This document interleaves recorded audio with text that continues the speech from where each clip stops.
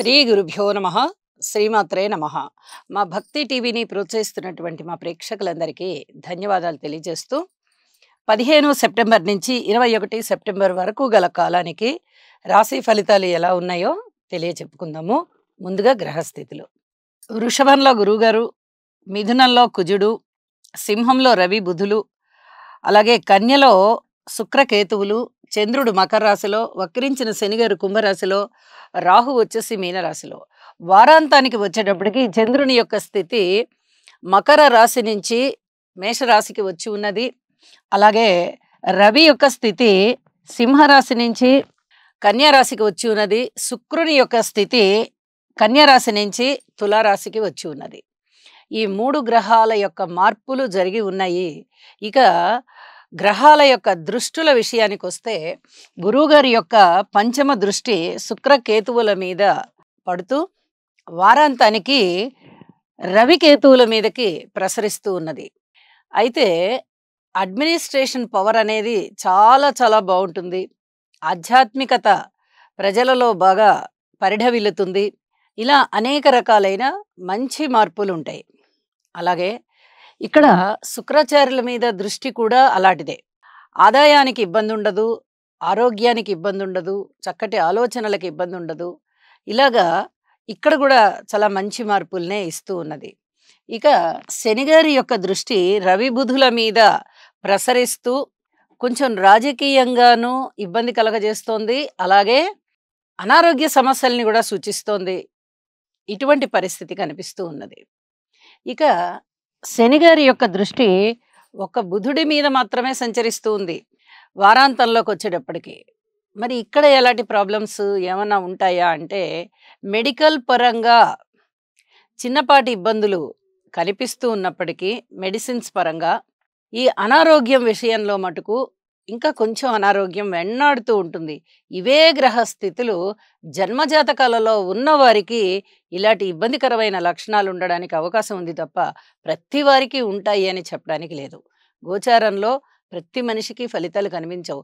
ఎవరెవరి జన్మజాతక రీత్యా గ్రహస్థితులు ఏ విధంగా ఉంటాయో అవి గోచార రీత్యా అనుసంధానింపబడినప్పుడు అంటే ఒక్కటైనప్పుడు మాత్రమే ఆ మంచి లక్షణాలైనా చెడు లక్షణాలైనా ఉంటాయి అని చెప్పి దానికి తగిన ఫలితాలు ఉంటాయి అని చెప్పి తెలియజేస్తూ, అయితే ఈ గ్రహ సమ్మేళనాల సంగతి ఇలా ఉంచితే గ్రహాల దృష్టుల విషయంలో మనము గురువుగారికి చెప్పుకున్నాము, శనిగారికి చెప్పుకున్నాము. అలాగే కుజునికి కూడా ఇక్కడ 4వ దృష్టి ఉన్నది కాబట్టి కుజుడు నీచ శుక్రుణ్ణి చూస్తున్నారు. నీచలో ఉన్నటువంటి శుక్రుడితో కలిసి ఉన్న కేతువుని చూస్తున్నారు. ఇది చాలా జాగ్రత్తగా ఉండవలసినటువంటి విషయం. నిజానికి వారాంతంలోకి వచ్చేటప్పటికి శుక్రుని యొక్క స్థితి నీచ నుంచి స్వస్థానంలోకి వెళ్ళిపోతుంది. కాబట్టి భయపడాల్సింది అయితే లేదు. కానీ ఈ కుజుని దృష్టి ఇంకా 4వ దృష్టి పడుతోంది కదా.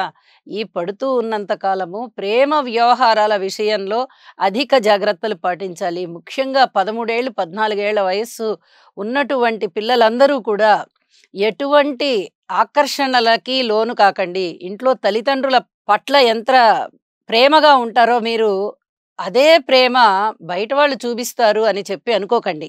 ఇంకా మీకు పూర్తిగా తెలిసినటువంటి వయస్సు రాలేదు మీకు. మీరు ఎవరిని చూసినా మన అమ్మ, మన నాన్న, మన అక్క, మన అన్న లాగానే మనతో ఎఫెక్షన్‌గా మాట్లాడుతున్నారని అనుకుంటారు. కానీ ఆ వయసు పిల్లలతో ఎవరైనా సహజంగానే ప్రేమగా మాట్లాడతారు. అన్నంత మాత్రాన నిజమైన ప్రేమ కాదు. అందులో కొంతమందికి మోసపూరితమైన ప్రేమ ఉంటుంది. ఇది గ్రహించుకోవడానికి మీకు కొన్నాళ్ల సమయం పడుతుంది కాబట్టి ఎవ్వరి పట్ల ఆకర్షితులవ్వద్దు. అలాగే తల్లిదండ్రుల విషయానికొస్తే మీ పిల్లల పట్ల కూడా మీరు చాలా శ్రద్ధగా ఉంటూ ఉండండి. ఇక్కడ ప్రేమ వ్యవహారాలు కొంచెం బెడిసి కొట్టే పరిస్థితి, ప్రేమ పేరుతో ఎవరైనా ఆడపిల్లలు, మగపిల్లలు కొంత వేధింపబడే పరిస్థితి కనిపిస్తూ ఉంది కాబట్టి ఈ విషయంలో చాలా జాగ్రత్తగా ఉండవలసిందిగా సూచన చేస్తూ ఉన్నాను. మనము ఇప్పుడు రాసుల్లోకి వెళ్దాము. మీనరాశి. మీనరాశి వారికి 15 సెప్టెంబర్ నుంచి 21 సెప్టెంబర్ వరకు గల కాలానికి గ్రహస్థితులు ఏ విధంగా ఉన్నాయి అంటే షష్ఠ స్థానంలో రవి బుధులు బాగా యోగిస్తున్నారు. లాభస్థానంలో చంద్రుడు యోగిస్తున్నారు. ఈ 3 గ్రహాల యొక్క స్థితులు కూడా చాలా చాలా బాగున్నాయి. అయితే వీరికి మీనరాశి వారికి ఏలినాటి శని జరుగుతూ ఉన్నది. మనం జాగ్రత్తలు తీసుకోవాల్సిన అంశంలో ప్రధానమైన అంశము శనిగారికి తైలాభిషేకం చేయించవలసిందిగా సూచన. అలాగే గురువుగారు తృతీయ స్థానంలో ఉన్నారు. ఇక్కడ గురుబలం ఎంత మాత్రం లేదు. గురువుగారికి కూడా అభిషేకం చేయించవలసిందిగా సూచన. ఏ గురు ఆలయానికైనా దత్తాత్రేయుడు, సాయిబాబా ఇలా గురువు ఆలయాలలో మీరు అభిషేకం చేయించండి. ఇక రాశిలో ఉన్న రాహువు గారి యొక్క స్థితి అస్సలేమాత్రం బాగుండదు. చెడగొడతారు, బంధుత్వాలను చెడగొడతారు, ఒక మాయను గమ్మిస్తారు, అయ్యే పనులు అవ్వకుండా చేస్తారు, అవని పనులు అయ్యేటట్టుగా చేస్తారు. కానీ మనం నమ్మం. అందులో ఏదో నష్టం చూసో వెల్తి చూసో ఏదో చూసి ఇది బాలేదు అనేస్తాం. బంధుత్వాలను చెడగొడతారు, స్నేహితుల్ని దగ్గరికి రానివ్వరు, ఎవరి మీదైనా అనుమాన దృష్టి ఉంటుంది, మన్ని మోసం చేస్తున్నారేమో అనేటటువంటి అనుమానం ఎక్కువగా ఉంటూ ఉంటుంది. ధనం ఎక్కువ ఖర్చు అవుతూ ఉంటుంది. చెడు అలవాట్లకి బానిస అయ్యేటటువంటి పరిస్థితి ఉండడానికి అవకాశం ఉంది. అలాగే కుటుంబం పట్ల బాధ్యతగా ఉండాలి మీరు. కుటుంబము మీదనే శనిగారి యొక్క దృష్టి ఉంటూ ఉన్న కారణం చేత కొంచెం కుటుంబం పట్ల వ్యక్తిగత శ్రద్ధ తీసుకోవాల్సినటువంటి పరిస్థితి ఉంటుంది. కుటుంబంలో కొన్ని ఇబ్బందులు కనిపిస్తూ ఉంటాయి. వాటిని సెటరేట్ చేయడానికి మీరు ఒక పెద్ద మనిషిలాగా ప్రవర్తించాలి, కానీ ప్రవర్తించలేరు. గురుబలం లేదు. రాశ్యాధిపతి బలహీనమయ్యారు, రాశిలో రాహు ఉన్నారు, వ్యయంలో శనిగారు ఉన్నారు. ఎలా వస్తాయి? మంచి కార్యసామర్థ్యం చూపించడానికి ఇప్పుడు అంత రాదు ఆలోచన.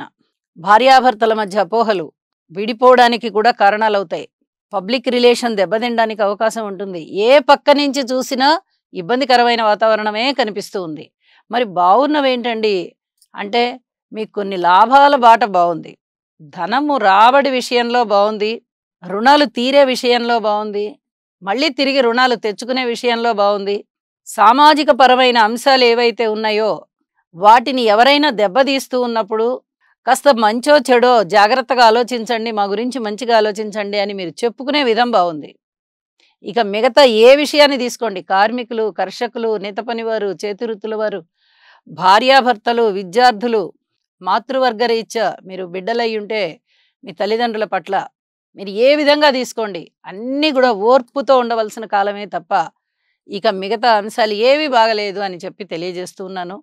మరి వారాంతంలోకి వెళ్ళేటప్పటికీ రవి గారి యొక్క స్థితి షష్టం నుంచి సప్తమంలోకి వెళ్ళిపోయింది, అంత గొప్పగా లేదు. ఇక శుక్రాచార్యుల వారి స్థితి అష్టమంలో ఉంది, ఇది బాగుంది. అష్టమంలో అయినప్పటికీ శుక్రాచార్యుల వారు కొద్దిగా మేలు చేస్తారు, అన్నదమ్ముల సహాయ సహకారాలు అందిస్తారు, అంతకన్నా ఎక్కువ మేలేం చేయరు. మరి చంద్రుని యొక్క స్థితి కుటుంబం స్థానంలో ఏర్పడింది. మరి వీటి వల్ల ఏమైనా ఇంకా బ్రహ్మాండమైన ఫలితాలు ఉన్నాయా అంటే ఏమీ లేవు. కాబట్టి ఈ చెప్పిన జాగ్రత్తలన్నిటినీ గుర్తుపెట్టుకోండి, పాటించడానికి ప్రయత్నం చేయండి.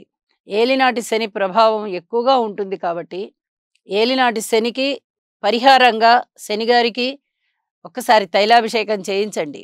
ఈసరికే ఎవరన్నా చేయించి ఉన్నట్టయితే మళ్ళీ తిరిగి 4 నెలలు అయిన తర్వాత చేయించండి. మీరు అది వరకు ఎప్పుడు చేయించారో చూసుకుని ఇప్పటికి 4 నెలలు అయి ఉన్నట్టయితే ఇప్పుడు మళ్ళీ చేయించండి. అలాగే నవగ్రహ స్తోత్ర పారాయణాలు చేయండి. వీలైతే ఏదన్నా ఒక పుణ్యక్షేత్రానికి వెళ్ళిరండి, చాలా చాలా మనశ్శాంతి పెరుగుతుంది అని చెప్పి తెలియజేస్తూ, గ్రహ బలాలు బాగలేనప్పుడు ఎవరైనా కానీ కొంచెం మానసికంగా దిగులు పడ్డం సహజం. మనకి గ్రహ బలాలు బాలేవు కాబట్టి మనం దిగులు పడాలని కాదు, మనకి దిగులు అనిపించినప్పుడే అనిపిస్తుంది మనకి గ్రహ బలాలు బాలేదుగా ఏంటో చాలా దిగులుగా ఉంది అనుకుంటాం. గురుబలం మటుకు చాలా చక్కగా కాపాడుతూ ఉంటుంది ఎవరినైనా కానీ. కాబట్టి గురువు గారికి స్తోత్ర పారాయణాలు చేసుకోవలసిందిగా మరీ మరీ సూచన చేస్తూ, మీరు ఏ ఒక్క పరిహారం పాటించినా కూడా మీకు చక్కగా మనశ్శాంతి పెరుగుతుందని మరొకసారి తెలియజేస్తూ, సర్వే జనా సుఖినో భవంతు.